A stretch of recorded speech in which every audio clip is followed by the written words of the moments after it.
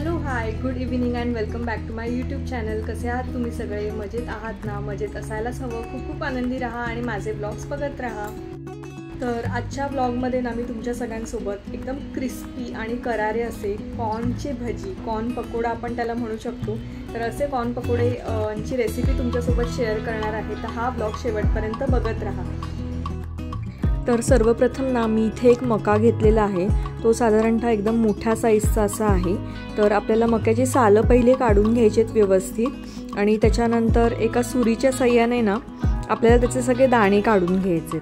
तर तुम्ही बघू शकता की हा मका खूप फ्रेश आहे. तर इथे मी सगळे असे सुरीच्या साह्याने दाणे काढून घेते मक्याचे.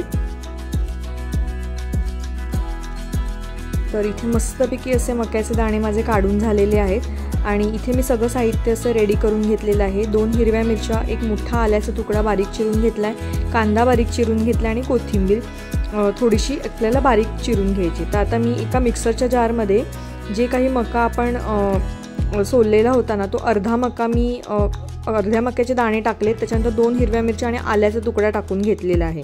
एकदम बारीक असं आपल्याला व्यवस्थित वाटून घ्यायचे. त्याच्यानंतर एका बाउलमध्ये आपल्याला ते मिश्रण काढून घ्यायचे. त्याच्यानंतर मक्याचे दाणे घालायचे, कांदा कोथिंबीर घालून घ्यायची आहे आणि इथे ना मी पांढरे तीळ थोडेसे टाकणार आहे. पांढऱ्या तिळांमुळे ह्या मक्याच्या भजीची जी टेस्ट आहे ना ती खूप जास्त एन्हान्स होते. आणि मी क्रंचीनेससाठी थोडा रवा टाकून घेणार आहे.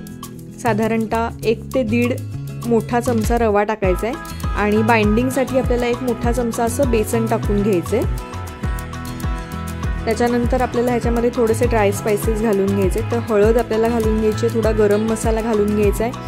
आगरी कोळी मसाला मी इथे वापरते आणि मालवणी मसाला छोटा चमचा आपल्याला घालून घ्यायचा आहे. त्याच्यानंतर मी इथे थोडंसं चवीपुरता मीठ टाकून घेते.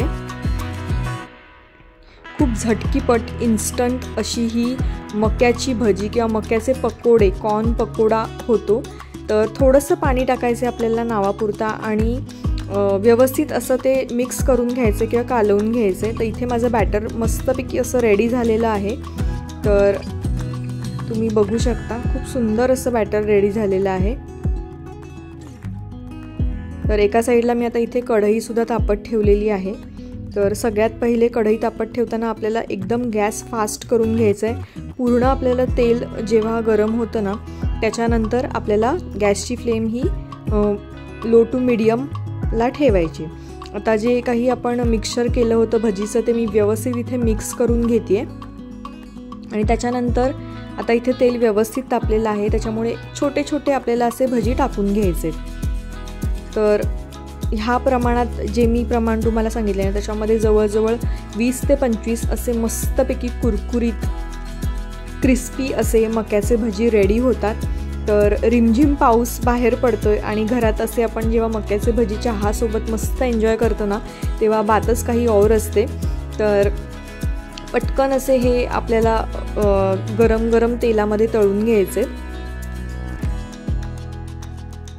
तर आता जी गॅसची फ्लेम आहे ती मीडियम ठेवलेली आहे. आपल्याला पलटायची जास्त अजिबात घाई करायची नाही आहे. एक साईड तळली गेली कीच मग आपल्याला व्यवस्थित झाऱ्याने ती पलटून घ्यायची आहे.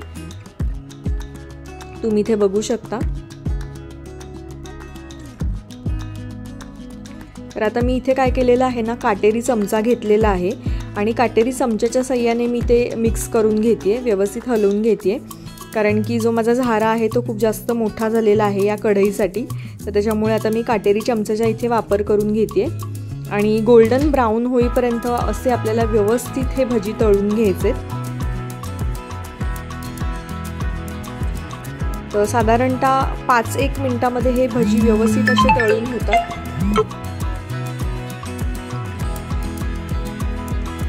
तर आता ना आपण आपले भजी मस्तपैकी असे रेडी झालेले आहेत. तर ते आपण सर्विंग डिशमध्ये काढून घेऊया.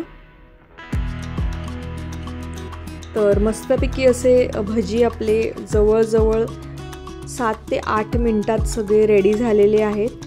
तर तुम्ही ते बघू शकता की किती सुंदर असा गोल्डन ब्राउनिश असा कलर आलेला आहे आणि हे मी टोमॅटो केचपसोबत सर्व करणार आहे। तर खूप क्रंची असे होतात, तर त्याच्यामध्ये मी मक्याचे पूर्ण अख्खे दाणेसुद्धा टाकलेले आहेत आणि रव्यामुळे क्रंच येतो, बेसनामुळे बाइंडिंग येतं आणि जे आपण पांढरे तीळ टाकलेले आहेत त्याच्यामुळे स्वाद खूप जास्त एन्हान्स होतो। तर खूप सुंदर असे झालेले आहेत, चवीला पण एकदम भन्नाट झालेले आहेत। तर ही रेसिपी तुम्हाला कशी वाटली हे मला नक्की कमेंट करून सांगा आणि अशाच नवनवीन रेसिपीजसाठी माझ्या चॅनलला लाईक, शेअर आणि सबस्क्राईब करायला अजिबात विसरू नका। आणि मला असं वाटतं की पावसाच्या मोसममध्ये तुम्हीसुद्धा ही नक्कीच कॉर्न भजी किंवा कॉर्न पकोडा ट्राय करून बघा। खूप क्रिस्पी होतात, झटकीपट होतात, मुलांना टिफिनला जरी द्यायचं असेल ना तरीसुद्धा तुम्ही हे करू शकता किंवा संध्याकाळच्या नाश्त्यासाठी आपल्याला जर काही वाटलं ना तर असा कॉर्न पकोडा आपण नक्कीच करून बघावा। तर ही क्रिस्पी आणि कराऱ्या कॉर्न पकोड्यांची रेसिपी तुम्हाला कशी वाटली हे मला नक्की कमेंट करून सांगा आणि अशाच नवनवीन रेसिपीजसाठी माझ्या चॅनलला लाईक, शेअर आणि सबस्क्राईब करायला अजिबात विसरू नका। चला भेटूयात आपण नेक्स्ट व्लॉगमध्ये। Till then bye.